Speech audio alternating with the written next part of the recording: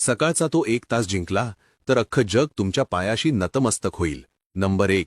उठल्यावर पहिले 15 मिनिट फोनला हात लावू नका. उठल्या उठल्या फेसबुक इंस्टाग्राम स्टेटस पाहिलं तर डोकं गोंधळतं आणि पूर्ण दिवस बिघडतो. पहिले स्वतःवर लक्ष द्या. नंबर 2. उठल्या उठल्या 1 ग्लास पाणी प्या.